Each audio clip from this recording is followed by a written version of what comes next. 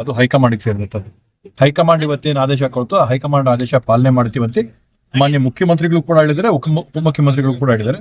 ನಮ್ಗೆ ಏನು ಸೋನಿಯಾ ಗಾಂಧೀಜಿಯವರಾಗಿರ್ಬೋದು, ರಾಹುಲ್ ಗಾಂಧೀಜಿಯವರಾಗಿರ್ಬೋದು, ಪ್ರಿಯಾಂಕಾ ಗಾಂಧೀಜಿಯವರು ಅವರಾಗಿರ್ಬೋದು, ಮತ್ತೆ ವಿಶೇಷವಾಗಿ ನಮ್ಮ AICC ಅಧ್ಯಕ್ಷರಾಗಿರ್ತಕ್ಕಂಥ ಮಲ್ಲಿಕಾರ್ಜುನ್ ಖರ್ಗೆ ಸಾಹೇಬ್ ಅವ್ರೇನ್ ಡೈರೆಕ್ಷನ್ ಕೊಟ್ಟು ಇವತ್ತು ಯಾರು ರಾಜ್ಯದ ಚುಕ್ಕಾಣಿ ನಡಿಬೇಕಂತ ಹೇಳಿ ಅವ್ರ ಆದೇಶ ಏನ್ ಮಾಡ್ತಾರೆ, ಆ ಆದೇಶಕ್ಕೆ ಯಾವುದೇ ಒಂದು ಚಕಾರ ಇಲ್ಲದೆ 140 ಸದಸ್ಯರುಗಳೇನು ಕಾಂಗ್ರೆಸ್ ಪಕ್ಷದ ಗುರುತಲ್ಲಿ ಆಯ್ಕೆಯಾಗಿ ಬಂದ್ವಿ, ನಾವೆಲ್ಲವೂ ಕೂಡ ಪಕ್ಷದ ಶಿಸ್ತಾಳಗಳಾಗಿ ದುಡಿಯೋಕೆ ನಾವು ತಯಾರಾಗಿದ್ದೀವಿ.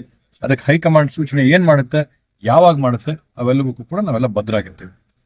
ಅದು ಹೈಕಮಾಂಡ್ಗೆ ಸೇರಿರುತ್ತದೆ. ಹೈಕಮಾಂಡ್ ಇವತ್ತೇನು ಆದೇಶ ಕೊಡ್ತೋ ಹೈಕಮಾಂಡ್ ಆದೇಶ ಪಾಲನೆ ಮಾಡ್ತೀವಂತೆ ಮಾನ್ಯ ಮುಖ್ಯಮಂತ್ರಿಗಳು ಕೂಡ ಹೇಳಿದ್ದಾರೆ, ಉಪಮುಖ್ಯಮಂತ್ರಿಗಳು ಕೂಡ ಹೇಳಿದ್ದಾರೆ.